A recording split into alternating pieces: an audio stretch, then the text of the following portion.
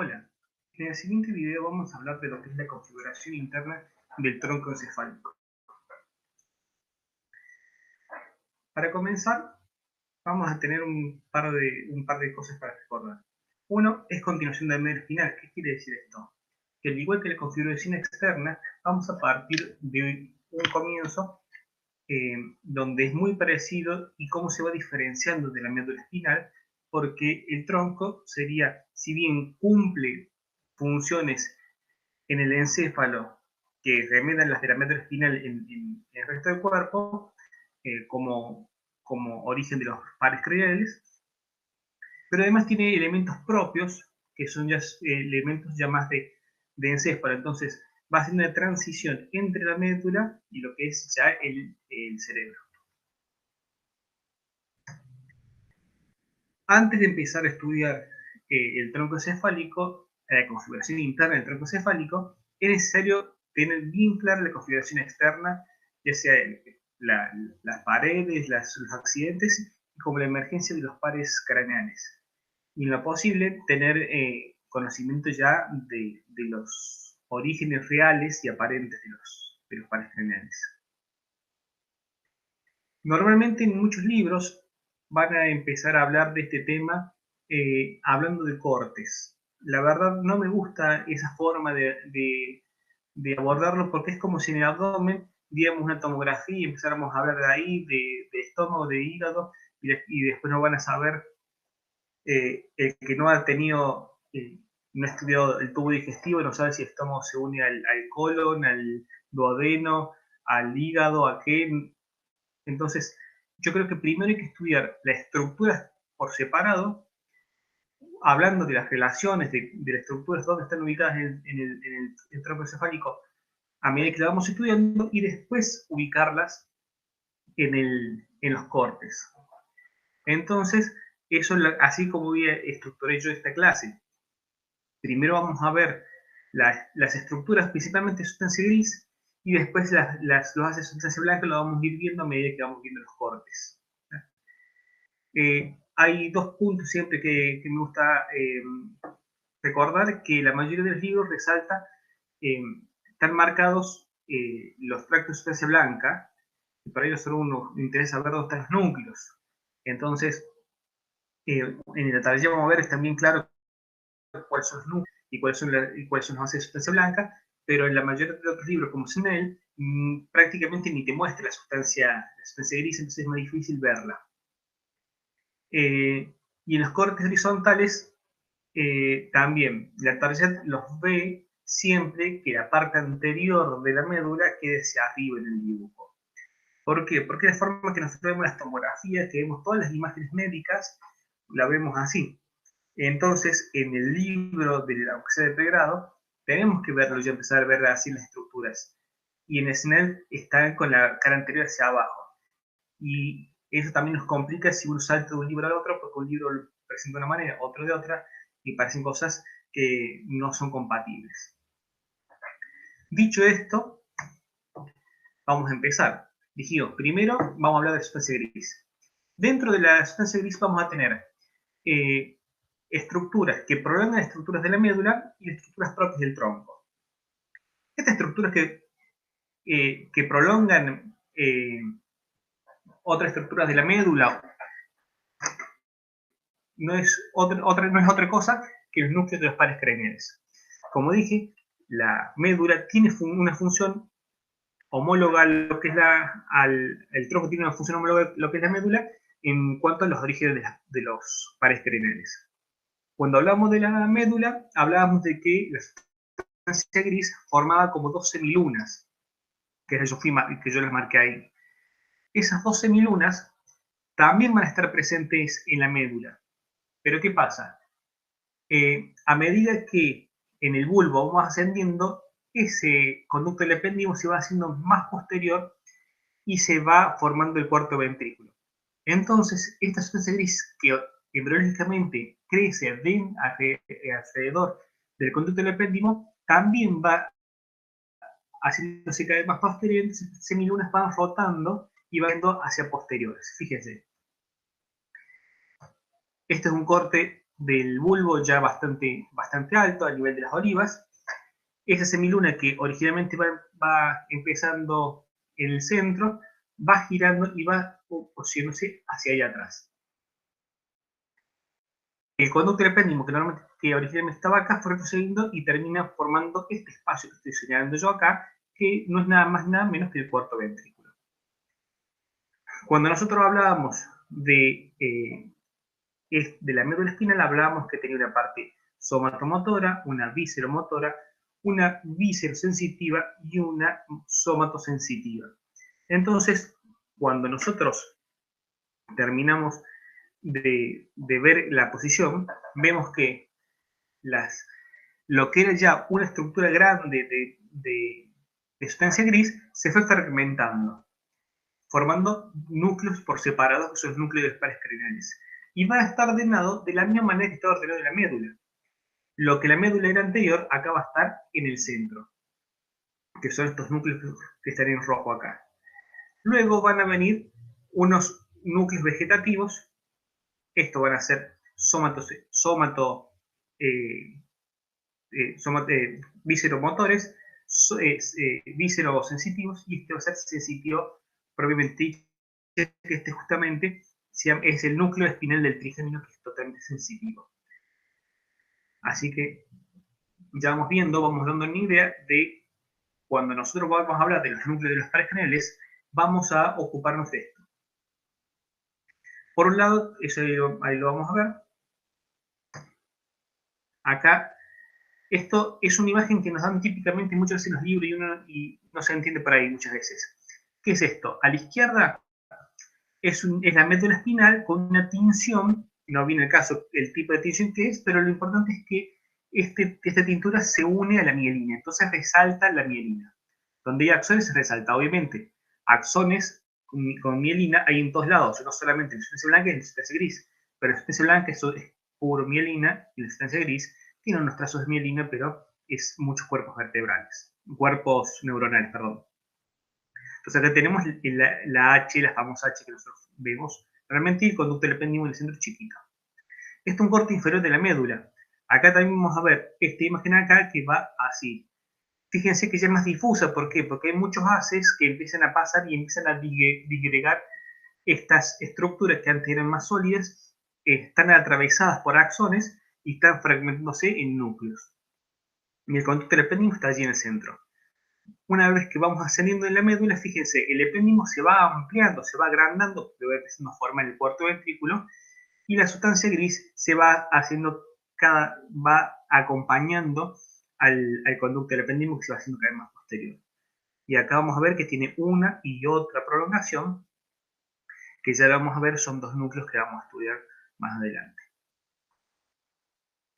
Volvemos al tema de los pares craneales. Vamos a tener los pares craneales organizados, si uno ve todo el tronco cefálico, como en columnas. La mayor parte de los núcleos van a estar acá en esta zona media, que va a ser la parte superior del bulbo y el puente. ¿Por qué? Porque allí, entre el surco bulbopontino y los surcos pre y retroolivares, salen la mayoría de los pares craneales. Entonces, ahí vamos a tener gran cantidad de núcleos. No vamos a tener tantos núcleos en la parte inferior del bulbo, así como tampoco vamos a tener los pedúnculos cerebrales. Acá vamos a ver que están determinadas varias columnas. La primera columna, que es la que está en rojo oscuro, es una columna somatomotora, ¿tá? Que es la columna paramediana y superficial. Es esta que está superficial porque está ahí bien, viene haciendo relieve sobre el piso del cuarto ventrículo. Y paramediana porque está justo al lado de la línea media. Esto, embriológicamente, no vamos a meternos en camisa cebada, pero estos van a inervar estructuras que tienen un origen un poco más profundo. ¿Cómo podemos estructurarlo? Bueno, en el cráneo, en la cabeza. ¿Qué más profundo hay que las órbitas y la cavidad bucal? Entonces, ahí esos núcleos van a inervar principalmente al ojo, a los músculos motores del ojo, que serían el par 3, 4 y 6, y a la lengua con el 12º par o hipoglosso mayor.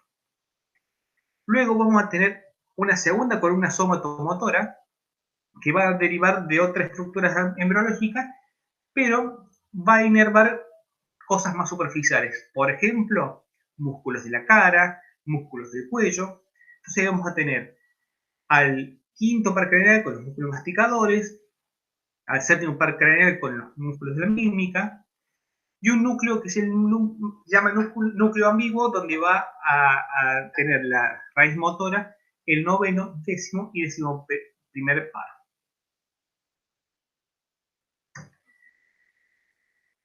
Una vez que llegamos a la columna visceromotora, que es este celeste que está acá bien relleno, vamos a ver que hay una columna que va a dar, más que nada va a tener una función secretora. Cuando nosotros hablamos de lo que es el sistema nervioso parasimpático, hablamos de varios nervios que llevaban las fibras parasimpáticas que iban a ir al ganglio ciliar para el ojo, al esfeno palatino para la secreción de la nariz y de la glándula lagrimal, al ganglio óptico y obviamente a todo el parasimpático que lleva el nervio vago para los pulmones y para la cavidad abdominal. Neumoentérico, le podríamos decir. ¿Ya? Entonces, ese parasimpático cráneo está representado por estos 4 núcleos. Que está en toda la misma columna. Primer núcleo es el accesorio del tercer par. El tercer par es el motor ocular común. El motor ocular común iba a llevar fibras que van a llegar al nervio ciliar, al ganglio ciliar, que el ganglio ciliar estaba muy en relación con el trigémino, pero lleva fibras a partir del tercer par, que se van a unir con fibras simpáticas que vienen de los ganglios cervicales superior e inferior para dar la motricidad de la pupila. El núcleo salivar superior y lagrimal, que llevan la inervación del séptimo par del facial, recuerden los nervios petrosos, que van a unirse con nervios y ramas simpáticas que vienen con la carótida para hacer el nervio esfenopalatino, que va al ganglio esfenopalatino, y un núcleo salival inferior, que es el noveno par del glosofaringio, que va a comunicarse con el trigémino y va a llevar la inervación digamos, de la glándula parótida a partir del ganglio óptico y del nervio auriculotemporal. Y por último, el núcleo dorsal del vago, que es el que está dibujado acá en este dibujito del bulbo, que está ahí marcado, el núcleo dorsal del vago, que es el que va a llevar a la secreción y la motricidad de neumoenterica. En cuanto a la columna viscerosensitiva, vamos a tener un solo núcleo, que acá lo marca como núcleo solitario, marca en realidad 2 núcleos, pero es el núcleo solitario, que va a emitir ramas para el séptimo bis, para el intermedio de Wisberg, el 9 y el 10º par. Por último, tenemos una columna sensitiva, que es esta que está acá. En realidad tenemos 2 columnas sensitivas.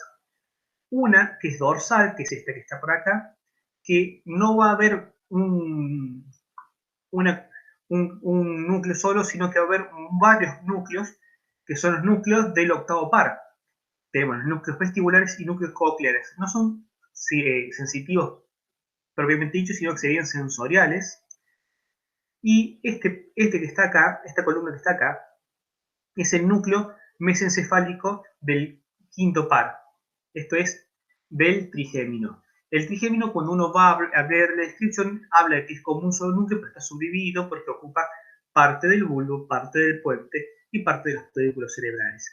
Y a su vez, en la parte más inferior tiene como una prolongación que se llama núcleo espinal del trigémino, pero que en ese núcleo espinal del trigémino no van fibras para el trigémino, sino que van para el 10º par. Una vez que ya tenemos entendido más o menos cómo están los núcleos de los pares craneales, que son bien posteriores, tenemos que ocuparnos de la parte media y la parte anterior del tronco. Generalmente en la parte anterior vamos a encontrar fibra de sustancia blanca, por eso lo vamos a ver recién en los cortes. Pero en la parte media, generalmente parte media o algunos núcleos que por ahí se pueden salir, se salen de ahí, pero ahí vamos a encontrar núcleos que son propios del tronco, como pueden ser los núcleos olivares. De los núcleos olivares nosotros hay varios, pero a nosotros nos interesa simplemente el núcleo olivar inferior y hablar que están acompañados del el accesorio medial y ventral, pero cuando veamos los cortes vamos a ver que estos dos núcleos accesorios son muy pequeños. Los núcleos de Collie-Burdach, que son, si recordamos la médula, los cordones posteriores llevaban los bases de Collie-Burdach que van a llegar a estos núcleos. Vamos a encontrar la formación reticular, que es una formación, no es un núcleo propiamente dicho, sino que es como una red de pequeños núcleos microscópicos que se van juntando. Técnicamente, en un corte no se vería como sustancia gris ni como sustancia blanca, sino como un marmolado, porque son muchos núcleos pequeños y no es tampoco tiene una sola función en particular, sino que cada segmento va a tener función distinta y tiene muchas funciones y muy importantes. Vamos a encontrar también el núcleo rojo, que ya lo habíamos visto también en médula cuando hablábamos del tracto rubroespinal, de la vía motora cortical extrapiramidal. La sustancia negra, el locus niger, y por último los tubérculos cuadrigémenos. Son estos los más importantes, no son los únicos. Si uno se empieza a adentrar en los libros, vamos a encontrar, yo calculo que no nunca los conté, pero deben ser 100 o más núcleos pequeños y es muy embrollado. Acá la idea es darle lo que les va a servir, lo que va a hacer falta que estudien y que no se vuelvan locos.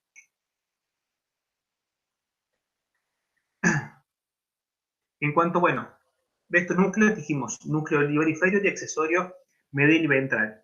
Fíjense, acá estamos en un corte de la médula, parecido al corte que habíamos visto más arriba, pero este está sacado del Snell, por eso fíjense que yo lo invertí para que la parte anterior quede hacia arriba.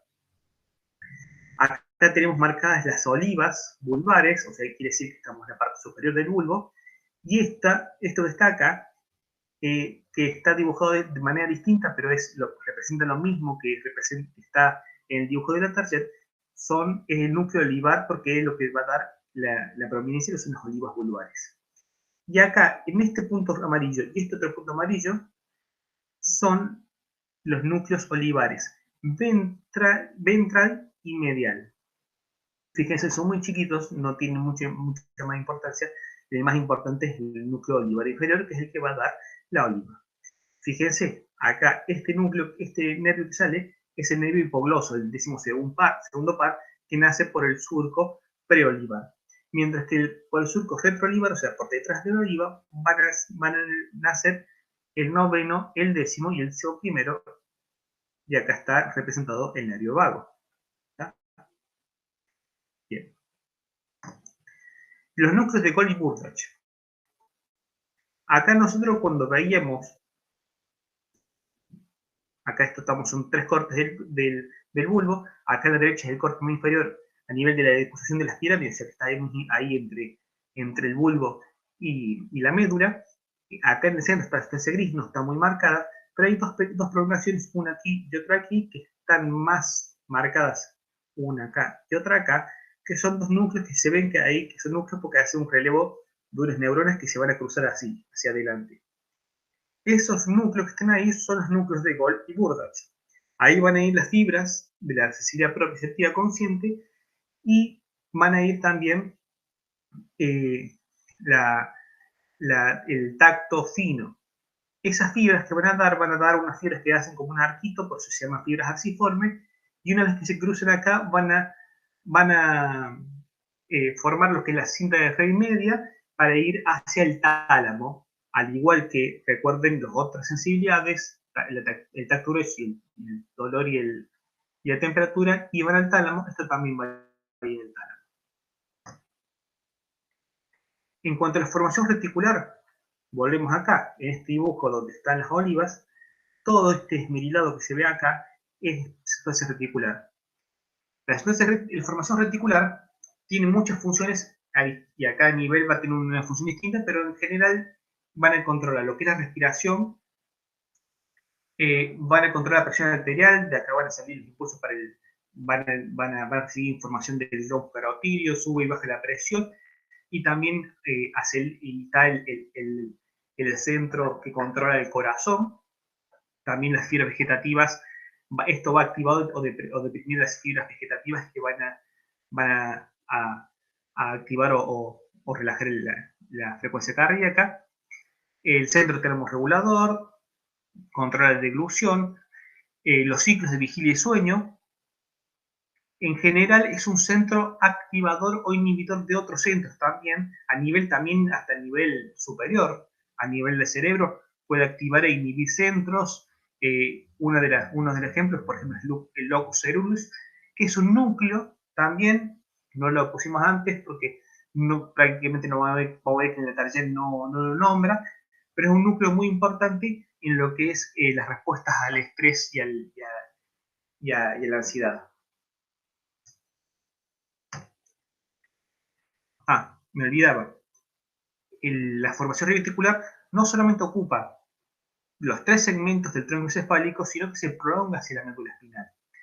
Esta prolongación se va a hacer también en la parte lateral del cordón lateral de la médula, y que no llega a formar un asta lateral como la región dorsal, pero hay fibras de estas que siguen bajando, y a los centros del simpático, que es medular. En cuanto al mesencéfalo, fíjense que nos salteamos el puente. En el mesencéfalo tenemos el núcleo rojo. Este núcleo rojo se le dice rojo justamente porque tiene unos pigmentos en los cuerpos neuronales que van a dar este color a las tinciones, y que es una parte importante en la vía cortical extrapiramidal. El locus niger está por aquí adelante, ahí lo marco, fíjense, sustancia negra o locus niger es lo mismo, es esta pequeña banda que va a separar la parte anterior, que es el pie, donde pasan solamente fibras de sustancia blanca, con la parte posterior donde tenemos el núcleo rojo y la formación reticular, fíjense cómo lo ponen como un desmerilado, y más atrás los tubérculos cuadrigémenos. Esto que marca la diferencia entre el pie y la calota de los tubérculos cerebrales es la sustancia negra. Tiene unas neuronas muy ricas en dopamina que contribuyen a los movimientos voluntarios, y que cuando estas neuronas se van degradando y pierden función, se desarrolla lo que se llama enfermedad de Parkinson. ¿Tá? Por último, tenemos tubérculos cuadrigéminos. Lo tenemos bien claro de la configuración externa del mesencéfalo. Son 4, 2 superiores, 2 inferiores. Los 2 superiores están relacionados con los reflejos visuales, ¿tá? Y los 2 inferiores con los centros auditivos. ¿Tá? Vamos a ver que los 2 superiores van a tener conexiones, van a mover después que hay unas fibras o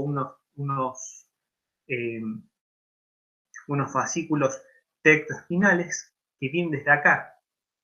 Tecto es del techo del mesencéfalo, que van a ir hacia los músculos del cuello y músculos de la cara, para uno ir regulando lo que es, si uno mueve la cabeza, puede coordinar para seguir viendo hacia el mismo lugar o hacer reflejos. También los inferiores van a estar muy relacionados con fibras del octavo par. Una vez ya conociendo esto, sabiendo más o menos qué núcleos vamos a encontrar en cada sector, dónde van a estar propiamente dicho los núcleos de los pares perineales, cuáles son los otros núcleos que nos interesan más o menos, podemos pasar recién ahora a los cortes del tronco. En el bulbo vamos a encontrar principalmente, me faltó con una diapositiva, el bulbo hay 4 cortes que hay 4 cortes clásicos.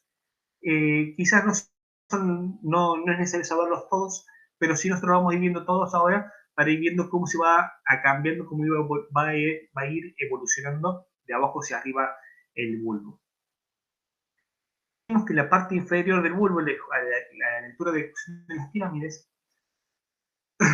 no hay tantos núcleos en las paredes exteriores, empiezan un poquito más arriba, entonces no vamos a encontrar tantos núcleos como vemos más arriba. La sustancia gris, que normalmente venía acá como 12.000 lunas, sigue estando un poco más adentro. Todas estas fibras de sustancia blanca que van cruzando acá, lo vas a digregar y no lo vamos a ver mucho. ¿Qué es lo que más vamos a ver de sustancia gris? Vamos a ver esta y esta prolongación, que van a ser los núcleos de Gold y de Burbage. Ahora, en los cordones laterales de la médula teníamos los haz espinocerebelosos posterior y anterior y el espino talámico lateral. Fíjense, los espinocerebelosos son estos dos, que estaban en el cordón lateral y siguen estando allí. El cordón lateral, como esto va a girar y la media luna de estar acá va a ir más para allá, y es esperable que avancen un poco hacia adelante. El tracto espinotalámico lateral habíamos dicho que era el termoartésico, y el ventral tendría que estar por acá, pero no los muestra. Acá tenemos el núcleo espinal del trigémino, que era la prolongación inferior del núcleo del trigémino, que decíamos que de acá salía fibras para el décimo par.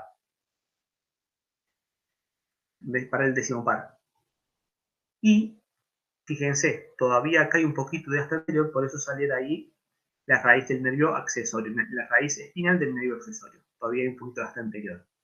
Todo esto que está cruzando acá es lo que nosotros llamamos la decusación de las pirámides. ¿Por qué? Porque de acá para arriba vamos a ver que acá adelante siempre están las vías piramidales. Vienen desde la corteza. Las vías piramidales van a continuar todas hasta este punto, y acá el 80% de las fibras van a cruzarse y van a ir acá al cordón lateral como haz córtico-espinal lateral o vía piramidal cruzada. Y el 20% se va a quedar acá adelante en la médula.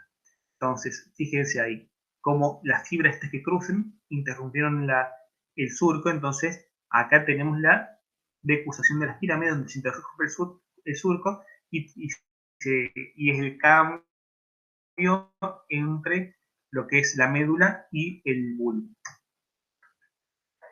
En este segundo corte, el corte técnicamente es a la altura de la decusación sensitiva. Lo podríamos decir, un corte a la mitad del bulbo. El corte anterior era justo donde empezaba, este era un poquito más arriba, a la mitad. ¿Por qué? Porque acá a esta altura, recuerden que yo les había dicho estos núcleos de Gold y de Burbage, de ahí salían las fibras arciformes que se cruzaban, que esta es la decusación sensitiva. ¿Por qué? Porque está la sensibilidad propioceptiva consciente y la táctil fina, epicrítica, se cruza allí y este es el nivel del corte. A partir de acá, estas fibras van a ascender al tálamo y van a llamarse cinta de raíz media. ¿Qué otras cosas tenemos acá? Continuamos teniendo los tractos espinocerebelosos y el espino talámico lateral. Recuerden que de estos dos espinocerebelosos, el que es posterior es directo, y este, como el cerebelo iba del mismo lado que el cuerpo, este derechito va a entrar hacia los pedúnculos cerebelosos inferiores y se va a ir al cerebelo. Mientras que este otro, que es el anterior, el cursor, ahí está, que es el anterior, en algún momento va a tener que cruzarse de lado, en el puente, va a cruzarse de lado, y para poder recibir al cerebelo, para que quede del mismo lado de donde se originó la señal. Hacia acá adelante ya tenemos las pirámides. En el corte inferior se cruzan, pero acá A partir de acá en adelante siempre vamos a tener las pirámides y la vía piramidal. Este acúmulo de fibras va a dar un relieve que nosotros vamos a decir que son las pirámides vulvares. Y lateralmente a las pirámides vulvares, acá va a aparecer después la oliva. Es más, acá se va empezando a ver un esposo de oliva, de núcleo olivar inferior, pero todavía no va a ser relieve. Por delante de donde van a ser las olivas, nace el hipogloso. El hipogloso, fíjense ya, el condúcula epéndimus es un poco más posterior, entonces ya el asta anterior ya no está más adelante, sino que está un poco más atrás, y está la raíz del nervio accesorio, que fíjense que en la diapositiva anterior está mucho más adelante, ahora está un poco más atrás, van viajando hacia atrás. Siguiente corte es al nivel de las olivas. En realidad, cuando decimos nivel de las olivas, estamos más o menos en la parte inferior de las olivas. Ahí tenemos bien marcadas las olivas, tenemos bien marcados los núcleos olivar ventral y medial. Acá seguimos teniendo las pirámides. Ya acá se terminó de decusar la sensitiva y forma el lemnisco medial. Después acá tenemos otras fibras que son más fibras de asociación. Este fascículo longitudinal medial son fibras de asociación que van a comunicar distintas zonas del tronco encefálico, no le vamos a dar mucha importancia. Y ya acá, fíjense, se está marcando mucho más la formación reticular. Y ya sí, como se empieza a formar el cuarto ventrículo, ya está definitivamente el epéndimo, que antes estaba un poco más acá, había ya retrocedió mucho más y ya formó el cuarto ventrículo y los núcleos están todos acá. ¿Qué va a haber primero dijimos, en la columna superficial y paramediana? El núcleo del hipogloso, que va hacia la lengua. ¿Qué iba a ir en esta columna que es un poco más anterior? Está el núcleo motor del vago. ¿Qué viene después acá? El núcleo del tracto solitario, para el vago. Y este es el núcleo vestibular inferior, que este ya es la primera columna sensitiva. ¿verdad? Núcleo vestibular inferior, que es la primera columna sensitiva. Fíjense, vamos a estar toda la misma orden que nosotros fuimos hablando antes. Acá tenemos, bueno, nervio vago, nervio vago, nervio vago. Bien. Tracto espinotalámico lateral. Acá tenemos se continúa espinotalámico lateral. Este que está acá es espino cerebeloso anterior. Dijimos que este tenía que cruzarse en un momento. Y acá hacia más posterior, no está acá.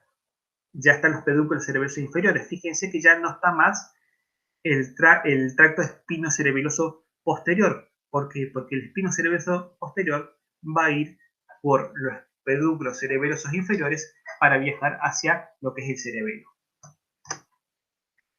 Este es el mismo corte que vimos anteriormente. Vamos a seguir viendo los mismos, los orígenes parascraniales, el lemnisco medial, estos el tracto tectoespinal, el que habíamos hablado, que va de los tubérculos cuadrigémenos a la médula espinal, son más para reflejos visuales. El fascículo longitudinal medial son fibras de asociación. Y el lemnisco medial. La sustancia reticulada, tracto vestíbulo espinal, esto es una de las vías motoras subcorticales que habíamos hablado cuando hablamos de médula, que no le dimos mucha importancia, pero es uno de esas vías.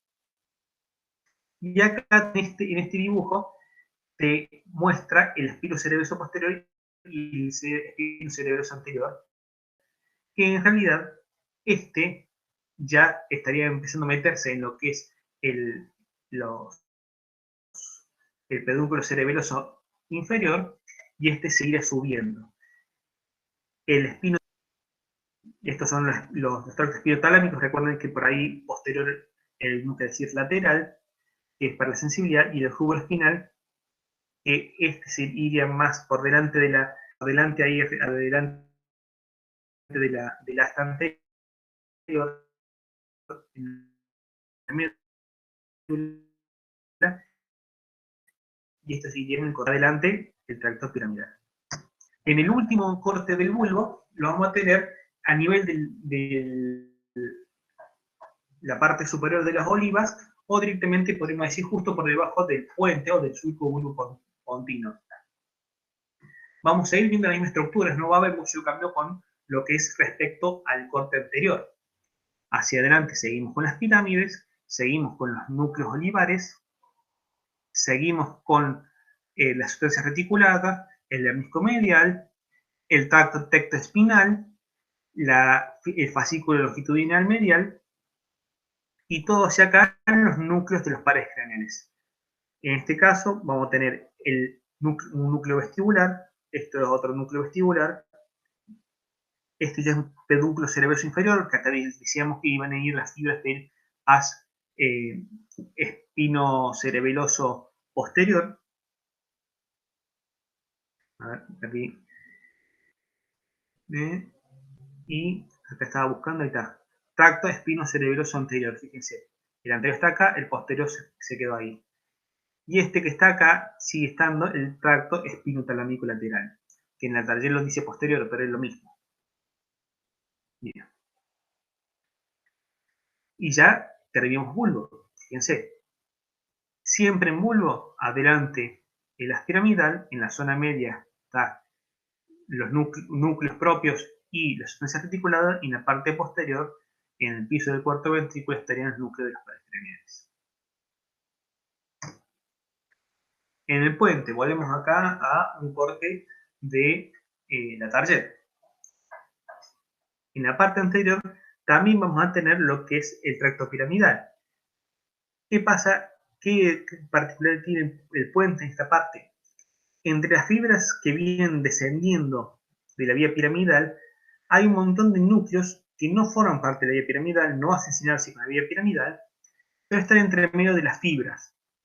Todo disgregado, ya vamos a ver en un dibujito, se ve mejor en el dibujito del Snell eso, y hay muchas fibras de estos núcleos, van a comunicarse con la sustancia reticulada y con otros núcleos de acá, y van a llevar fibras que van a ir hacia atrás, por acá, con los pedúnculos cerebelosos medios, para ir hacia la parte posterior. En la parte media vamos a tener la sustancia reticulada, ¿no? En la línea media vamos a seguir teniendo el lemnisco medial, el lemnisco espinal, el tracto tectoespinal y el fascículo longitudinal medial. Esto más de acá al costado tenemos el tracto rubroespinal, el núcleo rojo está más arriba, nosotros ya lo habíamos visto acá al costadito, o sea, vuelve un poquito más adelante. El espinotalámico lateral lo seguimos llevando por aquí. Y aparece el espino cerebeloso anterior, que a esta altura va a cruzar la línea media y se va a ir hacia el cerebelo por los pedúnculos cerebelosos medios, pero acá aparece, fíjense, esta formación que es el lemnisco lateral. Tenemos el lemnisco medial y un lemnisco lateral. Si bien el lemnisco medial fibras que venían de los núcleos de Golgi y Burrage que iban hacia el tálamo, el lemnisco lateral va a llevar fibras que vienen de los núcleos del octavo par, de los núcleos cocleares y vestibulares, para ir hacia la corteza temporal. Bien, fue el final, yo creo que está todo ahí. Y bueno, nos queda por último los núcleos de los pares craneales, que también siguen estando en el piso del cuarto ventrículo.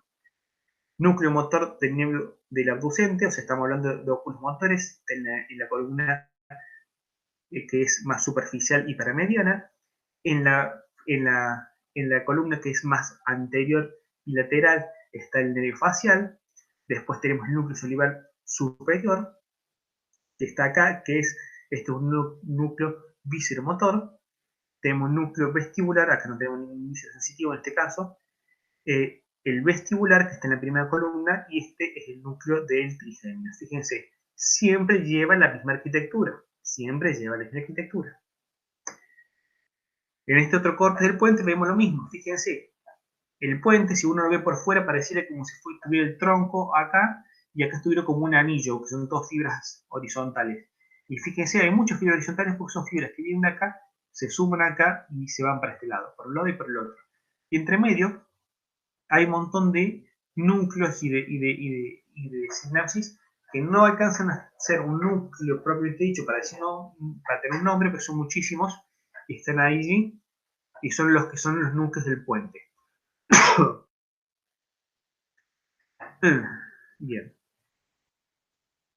Acá tenemos el fascículo occipital medial, sigue existiendo esto, las sustancias reticuladas, y bueno, no nos marca mucho los otros núcleos, marca la formación reticular, ya empieza pedúnculo cerebeloso inferior, sigue marcando, debe ser un corte un poco más inferior que el que vimos en la target, pero siguen marcando ahí los núcleos donde están los inicios de estas vías, nos marca. En cuanto a los pedúnculos cerebrales, está mucho más marcado lo que es el pie, que es la parte que está acá adelante, de la calota, que es esta parte que está acá atrás. Entre el pie y la calota, ¿qué encontramos? La sustancia negra que habíamos dicho, que es un núcleo propio del tronco cefálico, que está muy relacionado con la enfermedad de Parkinson. En la parte anterior están todas las fibras, son toda sustancia blanca, que son todas fibras motoras que vienen de la corteza. Acá marca una pequeña diferencia, porque todas estas son córtico-espinales, pero hay algunas fibras que son córtico-nucleares. ¿Por qué? Porque hay una parte de acá, de la vía motora, que no la llamamos piramidal, pero viene del mismo lado de la piramidal, porque estas fibras, algunas se van a quedar en los nervios de los pares craneales. O sea, algunas fibras de acá van a atravesar la sustancia negra para llegar al núcleo de los pares craneales para llegar ahí. Y las que tienen que ir a la médula, que van a ser la mayoría, después se van a depositar a nivel de las pirámides. Por detrás tenemos el lemnisco medial, tenemos el lemnisco lateral, tenemos el núcleo rojo, tenemos la formación reticular y volvemos a tener el núcleo del oculomotor y este núcleo visceral del oculomotor. El fascículo occipital medial. ¿Y qué es esto? El tubérculo cuadrigémino superior. Muchas veces en los libros marcan un corte al nivel del tubérculo cuadrigémino superior, otro al nivel del tubérculo cuadrigémino inferior. La verdad, con un corte ya es más que suficiente para tener una visión de lo que es los pedúnculos cerebrales. Acá tenemos del Snell igual. Acá tenemos núcleo rojo, con una deposición de fibras. Estas fibras son las que vienen del cerebelo, porque las vías cortical extrapiramidal pasa por cerebelo, por oliva cerebelos y después viene para acá el núcleo rojo para después descender. Tenemos hacia acá los lemniscos, fíjense, en la misma estructura pero está dibujado de otra manera. Acá está dibujado un poco más adelante, acá está dibujado más al costado, porque también son los cortes, no son al mismo nivel. Los tubérculos cuadrigéminos superiores, y fíjense, ya el cuarto ventrículo ha desaparecido y lo que está es el acueducto de Silvio. Núcleo del nervio oculomotor y fascículo occipital medial son también estructuras que habíamos visto antes.